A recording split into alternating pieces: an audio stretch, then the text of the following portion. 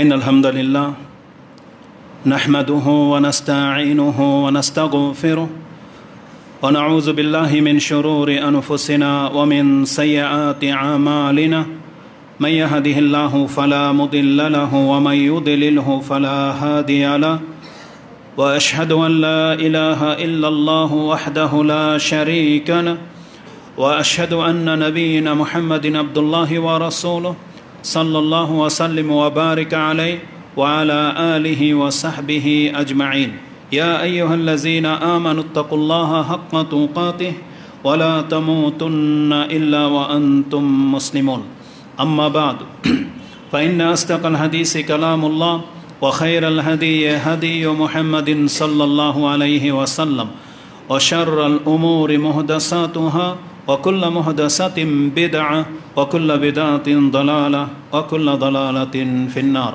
فقد قال الله سبحانه وتعالى في كلامه المجيد بعد أعوذ بالله من الشيطان الرجيم واتقوا فتنة لا تصيبن الذين ظلموا منكم خاصة واعلموا أن الله شديد العقاب وعن أبي هريرة رضي الله تعالى عنه عن النبي صلى الله عليه وسلم قال يتقارب الزمان وينقص الأمل ويلقى الشح وتظهر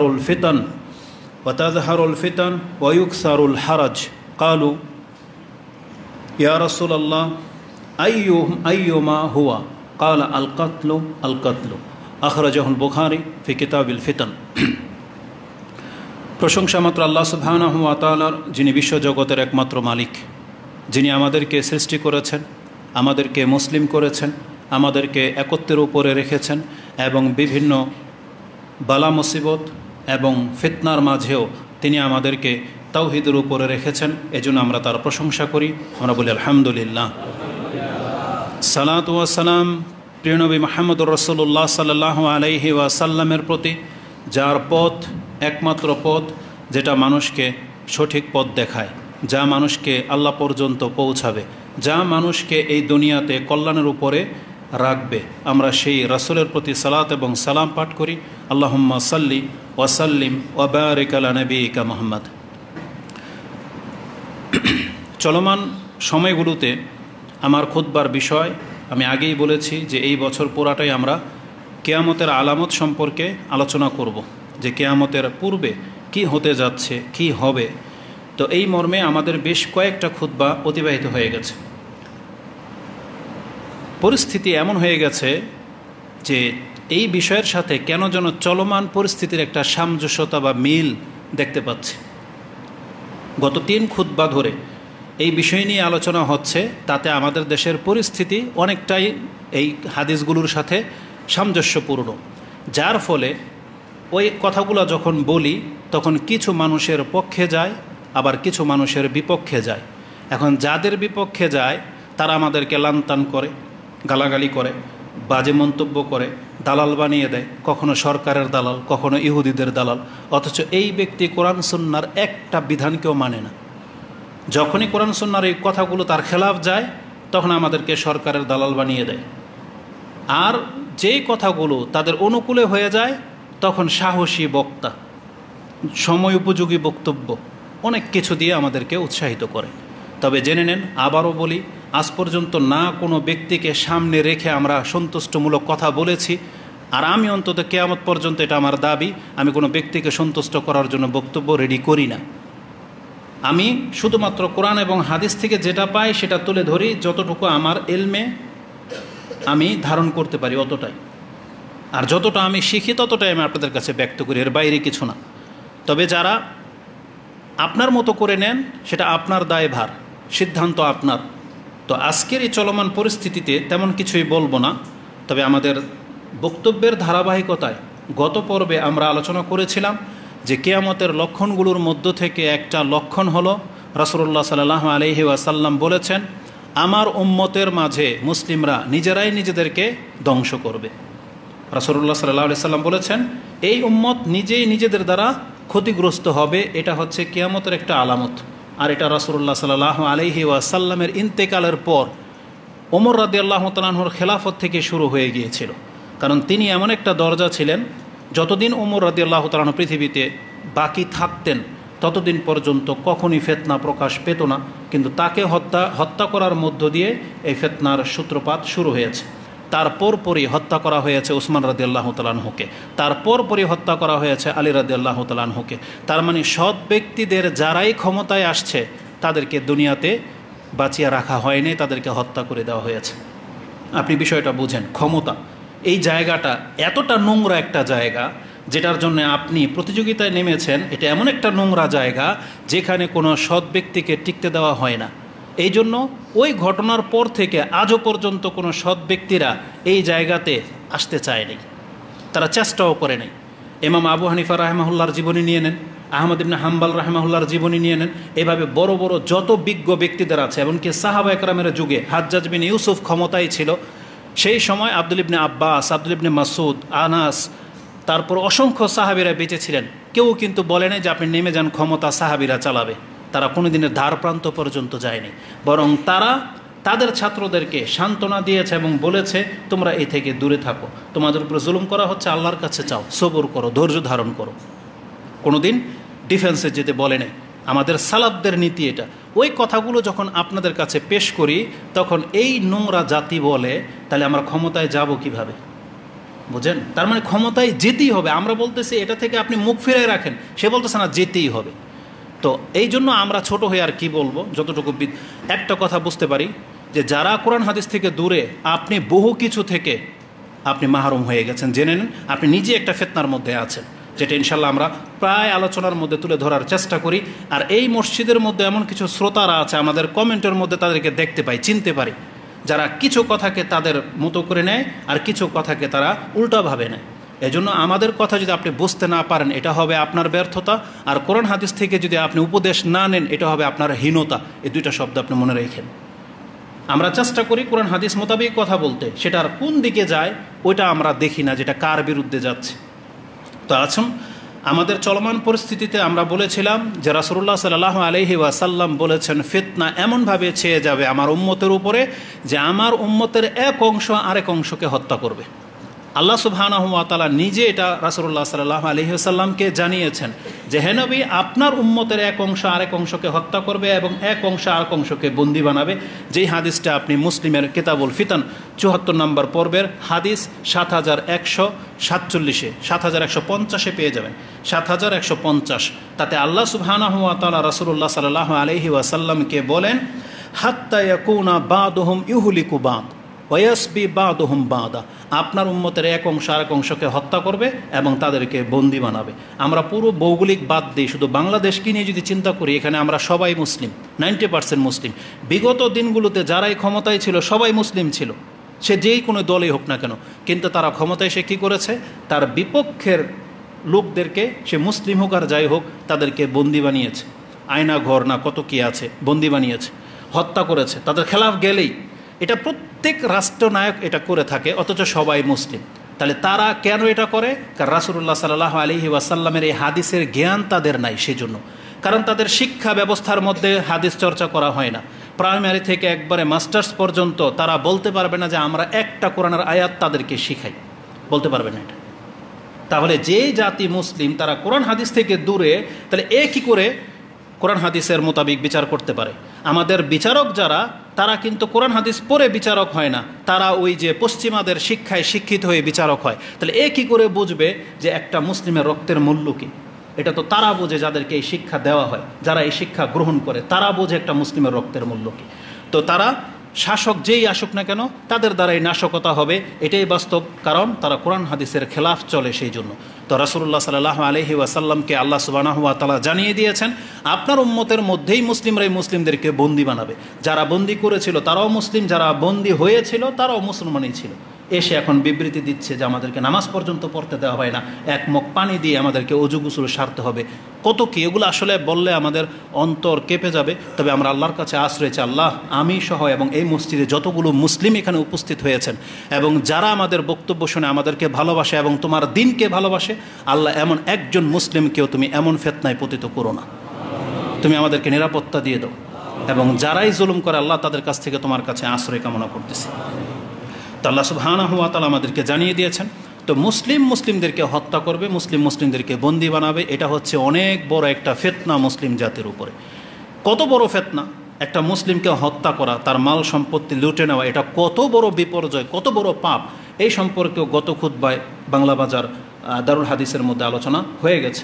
তাতে দুই একটা হাদিস ছিল এরকম যে কত বড় বিপর্যয়। ইমাম মুসলিম রাহিমাহুল্লাহ তিনি তার এই ফিতনার অধ্যায়ে হাদিস 1747 পেয়ে যাবেন, এবং ইবনে মাজাতেও ফিতনার অধ্যায়ে হাদিসটি আছে।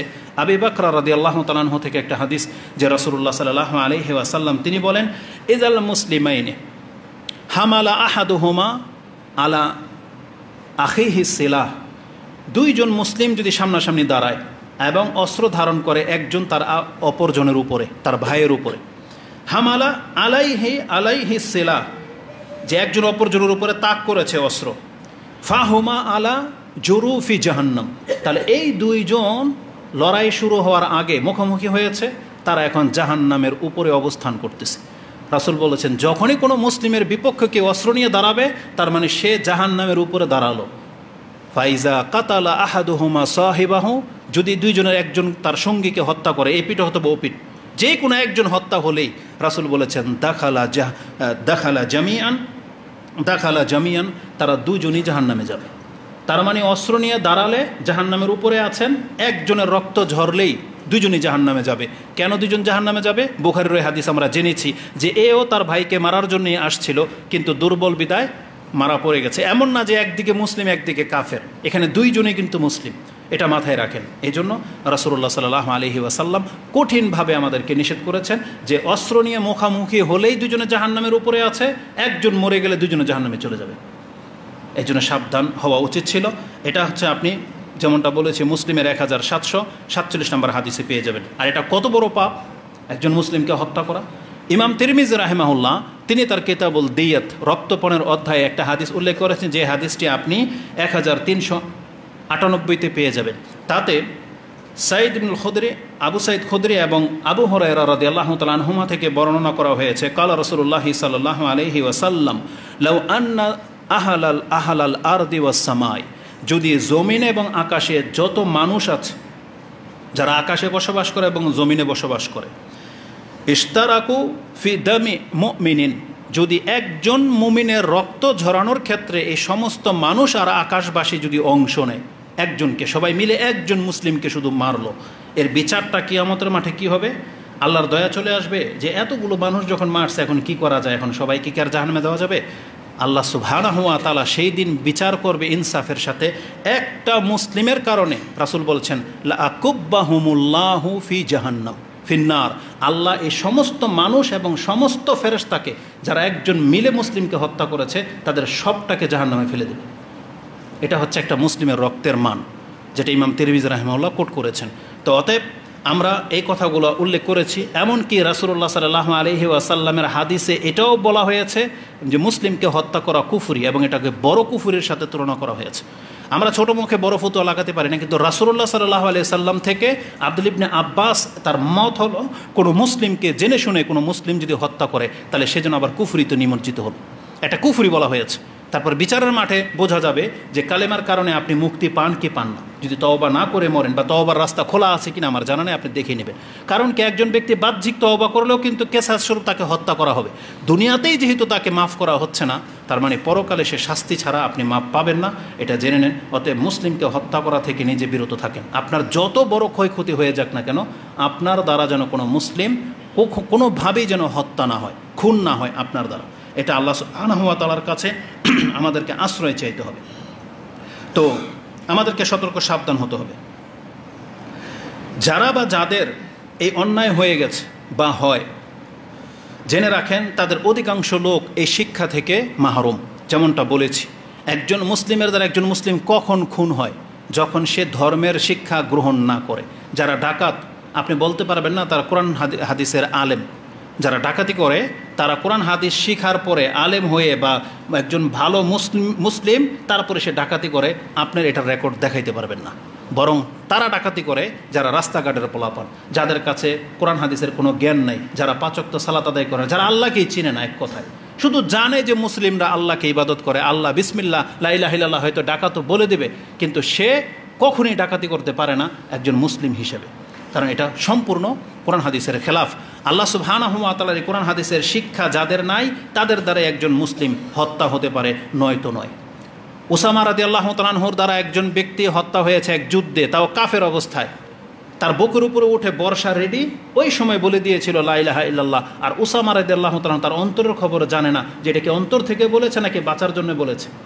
তিনি তো তার চোখে কাফের দেখতে পাচ্ছিলেন, কিন্তু রাসূলুল্লাহ সাল্লাল্লাহু আলাইহি ওয়াসাল্লামের কাছে এই খবর যখন চলে যায়, রাসূল সাল্লাম উসামার দিকে তাকাচ্ছেন না, পর্যন্ত তাকাচ্ছেন না যে তুমি কি করবা কিয়ামতের মাঠে, এই লা ইলাহা ইল্লাল্লাহ যে বলছে এটার মানে কি জবাব দিবা তুমি আল্লাহর কাছে।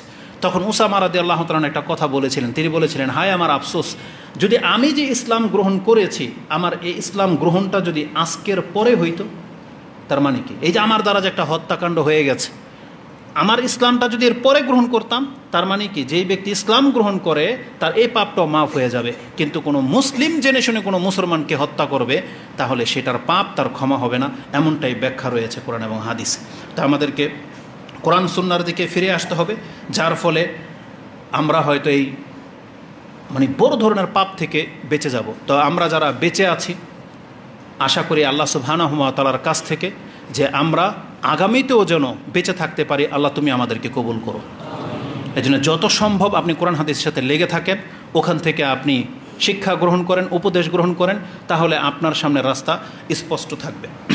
এখন এটাও বলে রাখি, আপনাকে জেনে রাখেন, যেই ফিতনা শুরু হয়েছে এটা আর থেমে যাওয়ার নয়, এটা চলতে থাকবে কিয়ামত পর্যন্ত। এই সংবাদ আমরা আন্দাজ করে বলতেছি না, এটা রাসূলুল্লাহ সাল্লাল্লাহু আলাইহি ওয়াসাল্লাম আমাদেরকে জানিয়ে দিয়েছেন। যেই হাদিসটি আপনি বুখারীতে পেয়ে যাবেন, যে হাদিসটি আপনি তিরমিজিতে পেয়ে যাবেন, তাতে রাসূলুল্লাহ সাল্লাল্লাহু আলাইহি ওয়াসাল্লাম থেকে ইমাম তিরমিজি তার ফিতনার অধ্যায়ে 2202 2202 ফিতনার অধ্যায়ে সাওবান রাদিয়াল্লাহু তাআলা আনহু থেকে একটা হাদিস কোট করেছেন যে ক্বালা রাসূলুল্লাহ সাল্লাল্লাহু আলাইহি ওয়াসাল্লাম ইযা রুফিয়া আস-সাইফু ফি উম্মতি, আমার উম্মতের দ্বারা যখন অস্ত্র উঠে যাবে, ইযা রুফিয়া আস-সাইফু ফি উম্মতি লাম ইউরফা আনহা ইলা ইয়াউমিল কিয়ামা, তাহলে কিয়ামত পর্যন্ত এই অস্ত্র আর নামবে না। তো যখন একবার অস্ত্র উঠে গেছে, মুসলিমদের মধ্য থেকে যারা উমর রাদিয়াল্লাহু তাআলা আনহুকে হত্যা করেছে, ওসমান রাদিয়াল্লাহু তাআলা আনহুকে হত্যা করেছে, যেমনটা বলেছে আলী রাদিয়াল্লাহু তাআলা আনহুকে হত্যা করেছে, এই অস্ত্র কিন্তু তার নামে নাই। তারপরেই শুরু হয়েছে মানে আধিপত্য বিস্তার লাভ করা, যে কে কত ক্ষমতা খাটাইতে পারে। তাতে সামনে সাহাবি না তাবি তারা দেখা দেখি নাই, তাদেরকেই তারা অত্যাচার করেছে, হত্যা করেছে। তাহলে সেই ইতিহাস আপনাকে জানতে হবে যে ওসমান রাদিয়াল্লাহু তাআলার অপরাধ কী ছিল, আলী রাদিয়াল্লাহু তাআলার অপরাধ কী ছিল। তাদের মতো ব্যক্তিকে যদি মুসলিমরাই হত্যা করতে পারে, দাবি হকের দাবি নেই, তাদের দাবি আবার হক যে আমরা ইসলামের উপরে কায়েম আছি। আলী রাদিয়াল্লাহু তাআলা আনহু তিনি বিচারক কেন সাব্যস্ত করলেন, বিচারক হচ্ছেন আল্লাহ, মধ্যস্থতাকারী কেন করলেন, এই জন্য ইসলামের চেতনা নিয়ে আলী রাদিয়াল্লাহু তাআলা আনহুর মতন ব্যক্তিকে হত্যা করা হয়েছে। আর আমাদের বক্তব্য আপনি যে ছুঁড়ে ফেলে দিবেন, এটা অবাস্তব কিছু না। কমেন্টে মনে হচ্ছে যে আপনি পাইলে মেরে দিবেন, এমন আপনার ভাবভঙ্গি, অথচ আপনি কি বলবো আপনার সম্পর্কে হুকুমই লাগাইলাম না আপনাকে। আর আপনাদেরকে আরেকটা কথা বলে দিই, যারা আসে নাই তো আসে নাই, যারা শুনবে তো শুনবে, যারা নিজেদেরকে আপনারা কি পরিচয় দেন জানি না, আমি নিজেকে আহলে হাদিস বলতে আমার কোনো দ্বিধা নাই। বাংলার জমিনে চলমান যেই ধর্মের মতবাদগুলো আছে, যত দল উপদল আছে, কেউ নিউট্রাল মুসলিম নাই, কেউ চরমনাই মুসলিম, কেউ তাবলিগি মুসলিম, কেউ জামাতি মুসলিম, কেউ বিএনপি মুসলিম, কেউ আওয়ামী লীগ মুসলিম, কেউ আহলে হাদিস মুসলিম সব ভাগ হয়ে গেছে। তাহলে সেই ক্ষেত্রে আপনার মুসলিমত্বের সাথে যখন একটা পরিচয় লেগে গেছে, তাহলে সেই ক্ষেত্রে আমি আমার মুসলিমত্ব আহলে হাদিসের সাথে লাগাতে আমার কোনো দ্বিধা নাই। যদি আহলে হাদিস শেখেরা গ্রহণ না করে, যদি আমাদেরকে অ্যাকসেপ্ট না করতে চায়, এটা তাদের ব্যাপার, কিন্তু আমরা নিজেদেরকে তাদের দলের অন্তর্ভুক্ত মনে করি, আমরা সালাফদের অন্তর্ভুক্ত মনে করি। আমরা যদি বোটাবুটি হয় যে তুমি কোন পক্ষে, তা আমি বলবো আমি সালাফিদের পক্ষে আছি। এখন এই যে ওপেনলি আপনাকে বললাম, আপনাদের সৎসাহস আছে এটা প্রকাশ করার? যদি সৎসাহস থাকে তাহলে সৎসাহস নিয়ে আপনাকে মাঠে নামতে হবে। আপনি একটা ফিতনার সময় জামাতের রূপ ধারণ করে নেবেন, চরমনায়ের রূপ ধারণ করে নেবেন, খেলাফতের রূপ ধারণ করে নেবেন, এই জন্য আপনার সালাফিয়ার দাওয়াত বাধাগ্রস্ত হয়েছে। যদি সবাই আওয়াজ তুলতেন, তাহলে বুঝতে পারতো না এটা একটা দল যেটা নাজায়েজ মানে নাজায়েজ, কিন্তু আমাদের সালাফদের একজন আবার আপনাকে সাপোর্ট করবে, একজন আবার আপনাকে অনুৎসাহিত করবে, আর মাঝখান থেকে কথা শুনি আমরা ছোটরা। না, এটা হওয়ার না। আপনার পরিচয় আগে ক্লিয়ার করেন যে আপনি কে, তারপরে আপনার পরিচয় অনুযায়ী আপনি মাঠে কাজ করবেন। আপনি আল্লাহর পক্ষ থেকে যে দায়িত্ব নিয়েছেন সেই দায়িত্ব আপনি পুরো করবেন, সেটা শুধু আমাদের একার না। আজকে মেম্বারে দাঁড়িয়ে বলতেছে এটা আমাদের দায়িত্ব না, এটা আপনাদের সবার দায়িত্ব। এই জন্য আপনারা মুখ বন্ধ করে থাকেন বিদায় পুরো প্রেশারটা পড়ে আমাদের উপরে, আর আমাদের দাওয়াতি কাজ ব্যাঘাত ঘটতেছে। বাংলার জমিনে আহলে হাদিসরা বা সালাফিরা নেতৃস্থানীয় ব্যক্তিদের কোনোদিন পা চাটে নাই। যতটুকু তাদেরকে সম্মান করে এটাও কোরআন হাদিসের ভিত্তিতেই করে। কারণ রাষ্ট্রের নায়ক যদি একটা জালেম হয়ে যায়, রাসূল বলেছেন তার আনুগত্য করতে হবে। আমরা যেমনটা আনুগত্য করেছি বিগত সরকারের, এখনও যারা সরকার হয়ে যাবে আমি মনে করি আমাদের আলেমরা তাদের আনুগত্যটাকে ফরজ মনে করে, কারণ আমাদেরকে এই রকমের দিক নির্দেশনা দিয়ে দেওয়া হয়েছে। এখন আপনার ব্যাপার হলো যে আমরা আপনাদের সাথে নাই, এটা আপনার ধারণা না, এটা আপনার ভুল ধারণা। আপনি ক্ষমতায় যান, দেখবেন আপনাদের সাথে আমরা আছি, কারণ আপনাদের খেলাফ যাওয়ার আমাদের কোনো অপশনই নেই। কারণ রাসূলুল্লাহ সাল্লাল্লাহু আলাইহি ওয়াসাল্লাম বলেছেন, একটা হাবাসীর গোলামও যদি তোমাদের মালিক হয়ে যায় তারও আনুগত্য করা তোমাদের উপরে ফরজ। আমরা সেই নীতিতে বিশ্বাসী, কিন্তু ক্ষমতা ছিনিয়ে নিতে হবে এটা আমাদেরকে শিক্ষা দেওয়া হয়নি। অতএব তাই বলে যে আমাদের মানহাজ আমরা গোপন করব, মিশে যাব জনগণের সাথে, এটা হইতে পারে না। আমরা কোনোদিন কোনো সরকারের পা চাটি নাই, আর এটা কোনো রেকর্ড কেউ দেখাইতে পারবে না। হ্যাঁ, বাস্তবিক অর্থে মাহফিলগুলোতে দেখতে পারেন বড় বড় নেতারা আমাদের স্টেজে উপস্থিত হয়ে যায়। ওটা কেন করা হয়? শুধুমাত্র এই মাহফিলটাকে প্রতিষ্ঠিত করার জন্য। সেটাকে শুধু প্রতিষ্ঠিত করার জন্য যে মাহফিলটা হয়ে যাক, তারা এসে তাদের মতো করে কথা বলে চলে যায়, কিন্তু আমাদের সেখানে কিছু করার থাকে না সেটা। তাই বলে কি আমরা তাদের দল? এটা আপনার দৃষ্টিভঙ্গির ভুল। তো যাই হোক, আমি ছোটো হিসেবে যতটুকু আমার নজরে আসে সেটা আমি আপনাকে বলে দিলাম। তা আমাদের কথা হলো আমাদেরকে পরিচয় নিয়ে কাজ করতে হবে। আপনি যেটা আগে ক্লিয়ার করেন। আপনার দোদুল্যমানের কারণে আমরা ধোঁকা খেয়ে যাই। আমরা মনে করি যেমন আমাদের সাথে যেটা ঘটেছে, শেখ আকরামুজ্জামান বিন আব্দুস সালাম আমার বাসায় এসে ছাদের উপরে বক্তব্য দিয়েছেন একটা, আমি ওদিন কথা বলিনি, ওনাকে নিয়ে আসছি, আর সব ছিল হানাফি, কিন্তু সামনে 10-12 জন ছিল আমাদের লোক, আহলে হাদিসের লোক, যারা কোরআন হাদিস বুঝে। তো তিনি এই চেহারাগুলোকে সামনে রেখে যখন কথা বলতেছিলেন, যা বলতেছেন এরা দেখছে মাথা ঝুলাচ্ছে, হ্যাঁ শেখ ঠিক ওইটা। তো শেখ ভাবছে এগুলো সব মনে আমাদের লোক। তিনি এমন একটা কথা বলে দিয়েছে, তারপর পরই চলে গেল 10 জন আলেম ওখান থেকে উঠে গিয়ে পুরো গ্রামকে জড়ো করে, প্রায় 30টা মসজিদের মুসল্লিকে জড়ো করে এসে আক্রমণ করেছে। বুঝেন? তাহলে আমরা যখন কথা বলি এগুলো সব আমাদের লোক। এই আহলে হাদিস মসজিদে আসছেন, তার মানে এগুলো সব আমাদের লোক। কিন্তু আপনারাই যদি আমাদের কথা না বোঝেন, তাহলে এর চাইতে ব্যর্থতা আমাদের আর কি হতে পারে? বরং আপনাদের মন্তব্য কি জানেন, যে আমাদের শেখেরা নাকি মাদ্রাসা চালাইতে পারে, ওনারা নাকি এতটাই ক্ষমতা, ওনারা নাকি রাষ্ট্র চালাইতে পারবে না। আপনাদের আলেমদের সম্পর্কে যদি আপনাদের এত হীন ধারণা থাকে, এই জাতি লাঞ্ছিত হবে না তো কি হবে?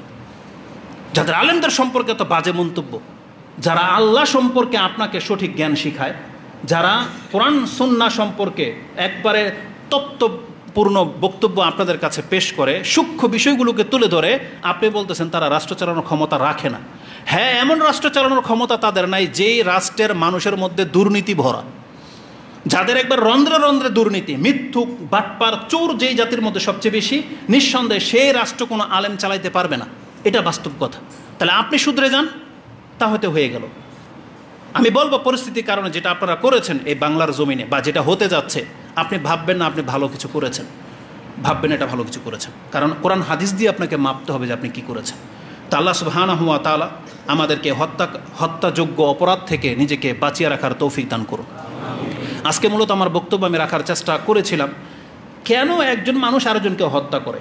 আর এখন তো কিছুই ঘটে নাই, যতগুলো মানুষ হতাহত হয়েছে আপনি জানেন। এই পৃথিবীতে এমন কি ঘটবে, মানুষ যে ব্যক্তি স্বার্থে একজনকে হত্যা করে, এটাই তার প্রমাণ। চেয়েছিলাম যে সেই দিকগুলো তুলে ধরতে, যে কেন এই হত্যাযোগ্য।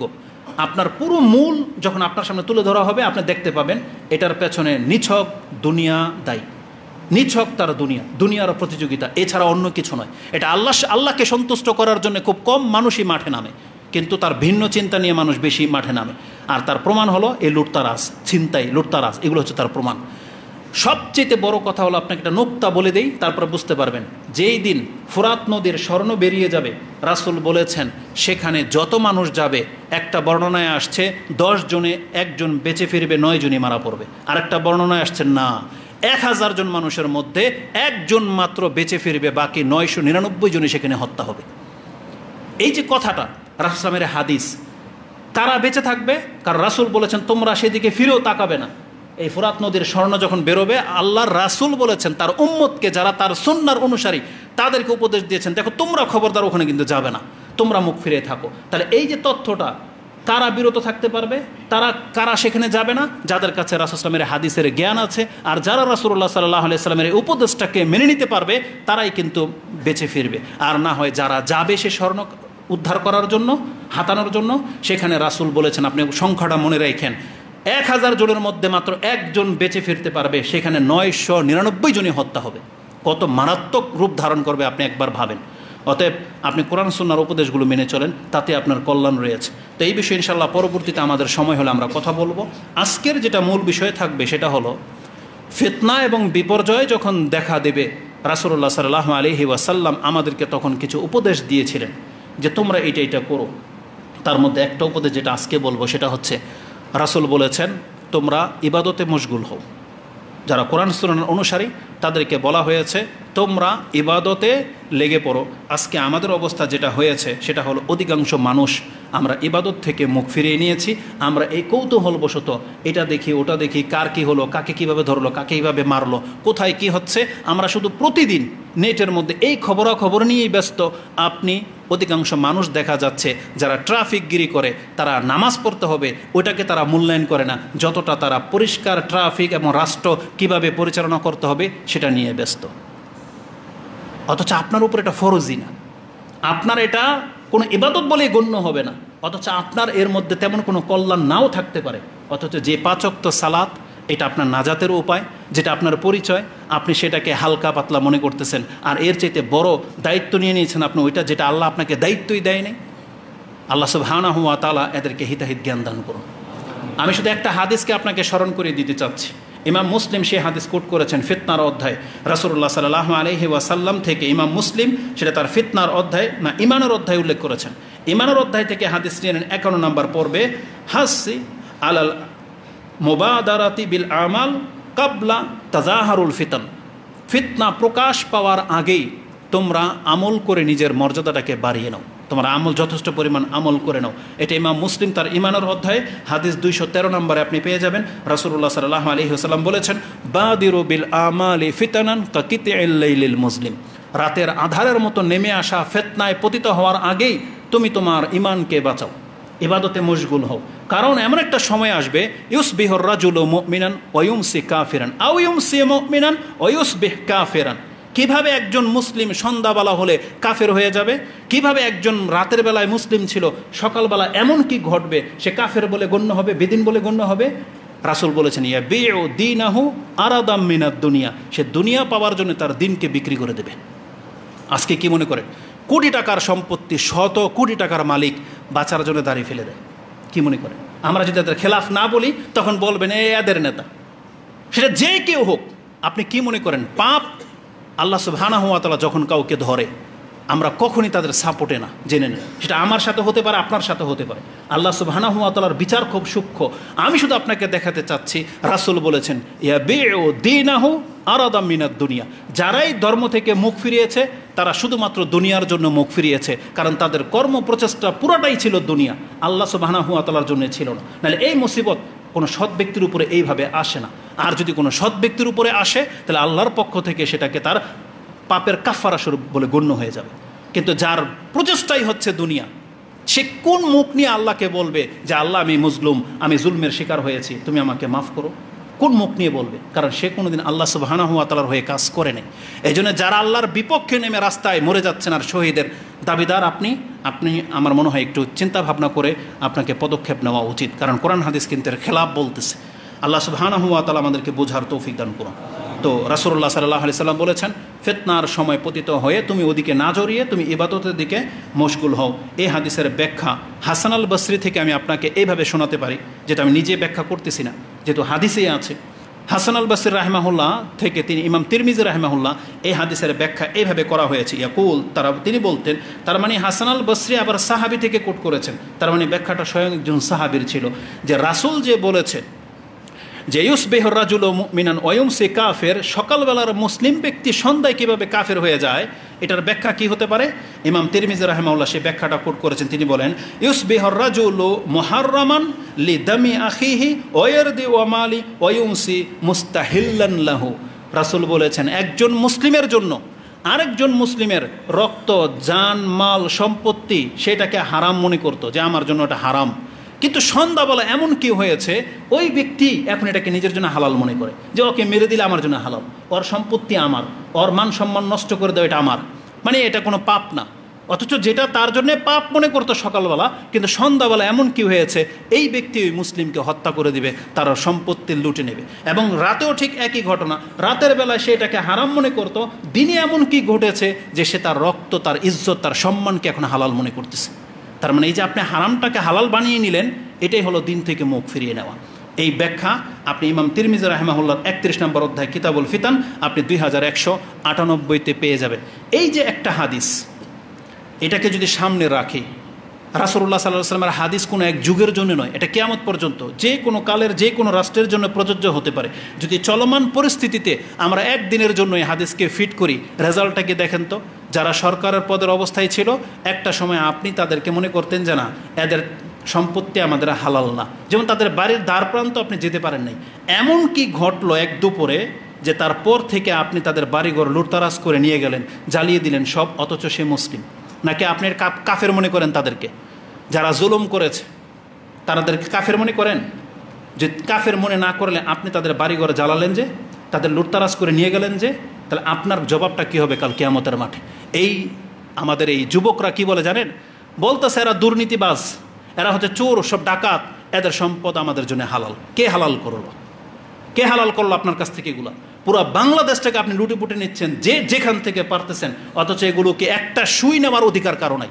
আপনারা যদি আল্লাহর জন্য বা বাংলার জমিনের কল্যাণের জন্য মাঠে নেমে থাকেন, তাহলে এটা হতে দিলেন কেন? কেন হলো এটা? এটার জবাব কে দিবে? রাসূলুল্লাহ সাল্লাল্লাহু আলাইহি ওয়াসাল্লাম বলেছেন, একটা সুইয়ের কারণে মানুষ জাহান্নামে যাবে। একটা সুই, এটা কি মূল্য রাখে? কিন্তু বিষয়টা সুইয়ের না। একজন হুজুর একটা হাঁস মুরগি নিয়ে দাঁড়িয়ে আছে, এর জন্য এটা মানে শখ করে নিয়ে যাচ্ছে, যেখানে একটা সুইয়ের জবাব দিতে হবে আল্লাহর কাছে। এই জন্যই তো আমরা বলি আপনাদেরকে এইসব থেকে দূরে থাকেন। আপনি বিষয়টাকে হালকা ভেবে নিয়েছেন, কিন্তু বিষয়টা কিন্তু অতটা হালকা না যতটা আমাদের রাষ্ট্রের সাথে হচ্ছে। এটা মোটেও হালকা না। আপনি কতটা কল্যাণ করলেন, কতটা অকল্যাণ করলেন, এই জাতির সামনে এই জাতি দেখতে পাবে, সামনে এই জাতি দেখতে পাবে। তবে আমরা আল্লাহর কাছে আপনাদের জন্য বদদোয়া করি না, বরং আমরা আপনাদের জন্য এবং আমাদের জন্য নিরাপত্তা কামনা করতেছি আল্লাহর কাছে। কারণ আল্লাহ কি বলেছেন, ওয়াত্তাকু ফিতনাতান লা তুসিবান্নাল্লাযিনা যালামু মিনকুম খাসসা, তোমরা ভয় করো সেই ফিতনাকে, সেটা শুধু তোমাদের জালেমদের উপরে আসবে না। আজকে ধরে নিলাম বিগত সরকার জালেম ছিল, তাদের উপরে ফিতনা চেপে গেছে, তার মানে আমরা কি মুক্ত? আমরাও তো এর ক্ষয়ক্ষতির তলে পড়ে গেলাম। আজকে শত কোটি টাকার জিনিস আপনি নষ্ট করে দিলেন, এটাকে আপনার ভাগ থেকে কাটা হবে না? এটা রাজ্য কোষ থেকে কি নেওয়া হবে না? এগুলো মেরামত করতে এই টাকাগুলো কে দিবে? এটা তো আপনার আমার পকেট থেকেই যাবে। তাহলে আপনি এগুলো নষ্ট করলেন যে। পুলিশ ফাঁড়ি আপনি জ্বালিয়ে দিলেন, পুলিশ ফাঁড়ি কি দোষ করেছে নাকি পুলিশ দোষ করেছে? আপনি যদি আমার উপরে খেপে মাইকটাকে ভেঙে ফেলেন, এই মাইকের কি দোষ? কি করেছে এই মাইক? একজন শেখ একটা উদ্ধৃতি দিয়ে বলেছিল যে কুকুর ও তাকদির বুঝে, কুকুর যেটা অধিক নির্বোধ, অনেক মানুষ বুঝে না। সেটা কি? আপনি একটা চাকা দিয়ে কুকুরকে ঢিল দেন, কুকুর কি চাকাকে কামড় দিবে না আপনার দিকে তেড়ে আসবে? বলেন, জ্ঞান থাকলে বলেন। আপনার দিকে তেড়ে আসবে, কারণ কুকুর জানে এই চাকার অপরাধ ছিল না, এটাকে ছোড়া হয়েছে, যে ছড়ছে অপরাধী ও, এক চাকা না। কিন্তু আমরা ওই চাকাকে ধ্বংস করি। যে যানবাহনগুলো আমাদের ছিল সেগুলোকে আপনি পুড়িয়ে দিলেন, কোটি কোটি টাকার সম্পত্তি নষ্ট করেছেন। এবং জেনে নেন, যেই সরকার আসবে, যাদেরকে দায়িত্ব দেওয়া হবে, যখন লিস্ট করা হবে, বাংলার জমিনে যেখানে একটা বালিশের দাম 27 লাখ টাকা ধরা হয়, আর এই দেশে কি না হতে পারে, কি না হতে পারে। এটা আমরা জাস্ট বলতেছি, আপনারা সাধু যেহেতু আপনারা করে দেখান, আমরা দোয়া করি আল্লাহ যাদের কাছে তুমি ক্ষমতা দিয়েছো এখন তাদেরকে সৎ হওয়ার তৌফিক দান করো। এটা আমরা আল্লাহর কাছে বলতে পারি, এছাড়া আর কিছুই বলতে পারি না।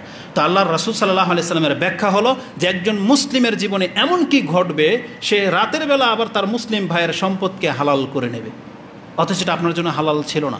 এটাই হলো ফিতনায় পড়ে যাওয়া। এই যে আপনি এটা করলেন, আপনি ফিতনায় জড়িয়ে গেলেন, অথচ আপনাকে এ থেকে বেঁচে থাকতে বলা হয়েছিল। তো একজন মুসলিম যত বড়ই পাপী হয়ে যাক না কেন, এটা আরেকজন মুসলিমের জন্য আল্লাহ সুবহানাহু ওয়া তাআলা হালাল করেনি। তো রাসূলুল্লাহ সাল্লাল্লাহু আলাইহি ওয়াসাল্লাম বলেছেন, আমি মূল হাদিসের দিকে ফিরে আসি, যে বিপর্যয়ের সময় আমাদেরকে ইবাদতের দিকে ফোকাস দিতে বলা হয়েছে। রাসূল বলেছেন, তোমাদেরকে কি কিয়ামতের আরেকটি লক্ষণ বলবো? তোমরা কিভাবে বুঝবা যে কিয়ামত কতটা নিকটে? একটা চমৎকার একটা দিক নির্দেশনা রাসূলুল্লাহ সাল্লাল্লাহু আলাইহি সাল্লাম থেকে দিয়েছেন।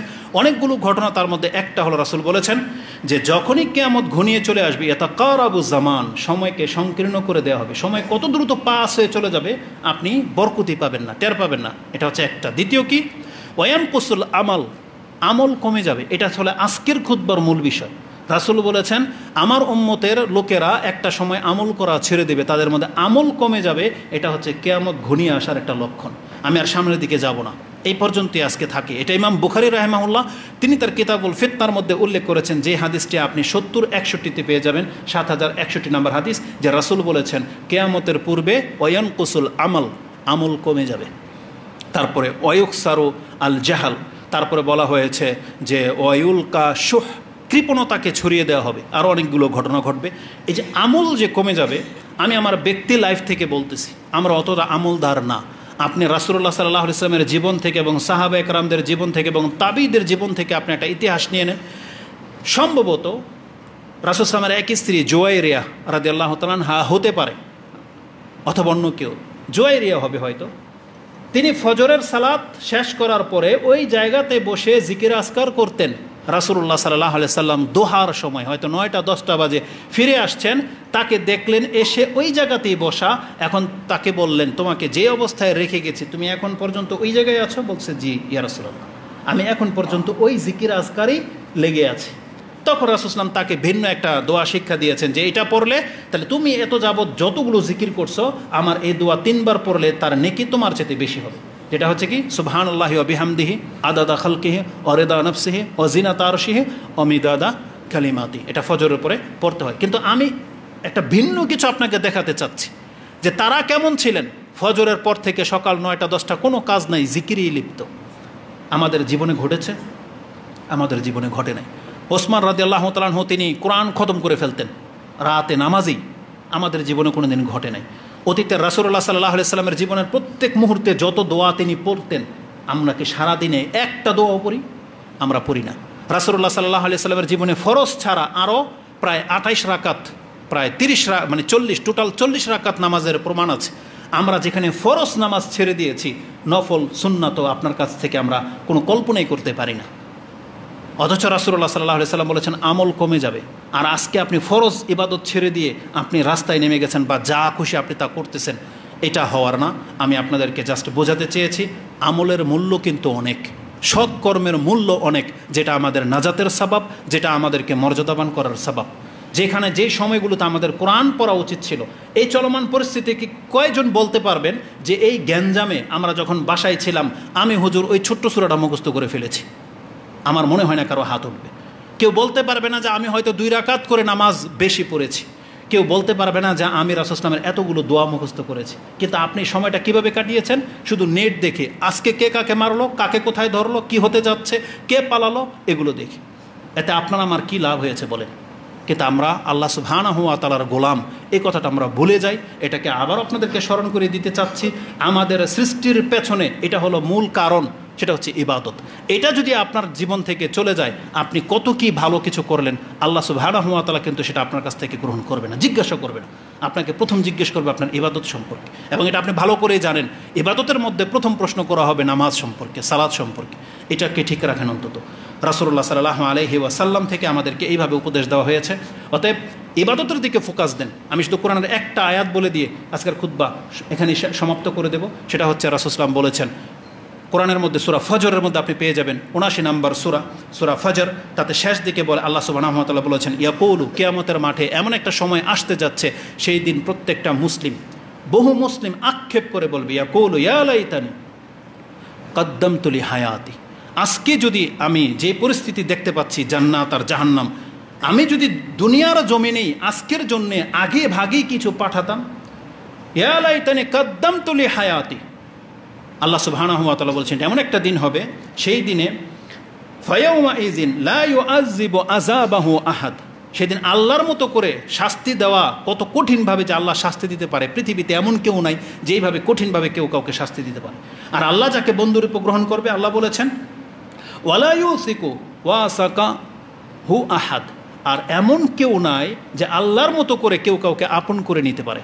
সেদিন আল্লাহ যাদেরকে আপন করে নেবে আপনি দেখতে পাবেন যে আল্লাহ কতটা আন্তরিকতার সাথে তাকে আপন করে নেয়, আর আল্লাহ যাকে শাস্তি দেবে তাকে কত কঠিনভাবে শাস্তি দেবে সেটা সেই দিন দেখতে পাবে। এই জন্য আল্লাহ বলেছেন প্রত্যেকটা ব্যক্তি সেদিন আফসোস করবে যে আমি আজকে আল্লাহর আন্তরিকতা পাওয়ার জন্য যদি আরও একটু কিছু বাড়িয়ে নিতাম। তাই আল্লাহ সুবহানাহু ওয়া তাআলা নিজেই বলতেছেন, ইয়া আইয়াতুহান নাফসুল মুতমাইন্না ইরজিই ইলা রাব্বিকি রাদিয়াতাম মারদিয়া, তুমি আল্লাহর সন্তুষ্টির দিকে ফিরে আসো। যে কাজে আল্লাহ সন্তুষ্ট হবে তুমি সেই কাজের দিকে ফিরে আসো, তুমি নিজে আল্লাহর প্রতি সন্তুষ্ট হয়ে আল্লাহর দিকে ফিরে আসো। তারপর আল্লাহ সুবহানাহু ওয়া তাআলা বলেছেন যে ফাদখুলি ফি ইবাদি, তুমি আমার বান্দাদের মধ্যে প্রবেশ করো, ওয়াদখুলি জান্নাতি, যার মাধ্যমে তুমি জান্নাতে প্রবেশ করতে পারবা। এখানে দুইটা ব্যাখ্যা করা হয়েছে। একটা হলো কিয়ামতের মাঠে রুহুকে বলা হবে আত্মার সাথে জড়িয়ে যেতে, যেই দেহ দিয়ে আপনি ইবাদত করেছেন সে আত্মাকে বলা হবে আমার এই বান্দার মধ্যে ঢোকো এবং জান্নাতে প্রবেশ করো। এই দেহ নিয়ে, যেই দেহ নিয়ে আল্লাহ আমাদেরকে সৃষ্টি করেছেন, যেই দেহ নিয়ে আপনি সেজদা করতেছেন, যেই দেহ নিয়ে আপনি রিজিক ইনকাম করেছেন এবং আল্লাহর রাস্তায় দান করেছেন, এই দেহটাই আল্লাহ জান্নাতে দেবে আপনার রুহুর সাথে। কি মনে করেন? ওয়াদখুলু ফি ইবাদি, আল্লাহ সুবহানাহু ওয়া তাআলা বলেছেন যে ফাদখুলু ফি ইবাদি ওয়াদখুলু জান্নাতি, এবং তুমি আমার জান্নাতে প্রবেশ করো। এই দোয়া আপনি সুলাইমান আলাইহিস সালাম থেকে পাবেন, ইউসুফ আলাইহিস সালাম থেকে পাবেন, ইব্রাহিম আলাইহিস সালাম থেকে পাবেন। তারা বলতেন আল্লাহুম্মা আদখিলনি বিইবাদিকাস সালিহিন, আল্লাহ তুমি আমাকে সৎ বান্দাদের অন্তর্ভুক্ত করে দাও।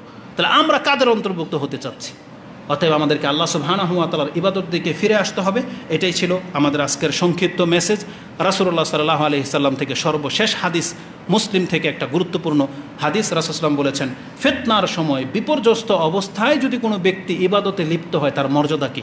রাসূলুল্লাহ সাল্লাল্লাহু আলাইহি সাল্লাম বলেছেন আল ইবাদাতু ফিল হারাজ কা হিজরাতি ইলাইয়া, আমার কাছে হিজরত করে আসার যে নেকি, কোনো ব্যক্তি যদি বিপর্যস্ত এলাকায় থেকে যদি আল্লাহর ইবাদত করে তাহলে সে আমার কাছে হিজরত করে আসার মতো নেকি পেয়ে যাবে।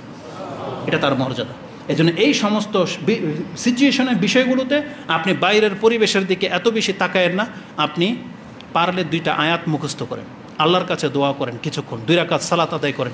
এতে আপনার, আমার এবং আমাদের এই রাষ্ট্রের জন্য উপকার বয়ে আনবে। আর আল্লাহ সুবহানাহু ওয়া তাআলার কাছে আমরা দোয়া করবো একটু পরে ইনশাআল্লাহুল আজিজ। এই হাদিসটা ইমাম মুসলিম কোট করেছেন, যেটা 7290 নম্বরে রয়েছে। আকুলু লিকাউলি হাযা আস্তাগফিরুল্লাহ লি ওয়া লাকুম ওয়া লিসাইরিল মুসলিমিন ফাস্তাগফিরু ইন্নাহু হুয়াল গফুরুর রহিম।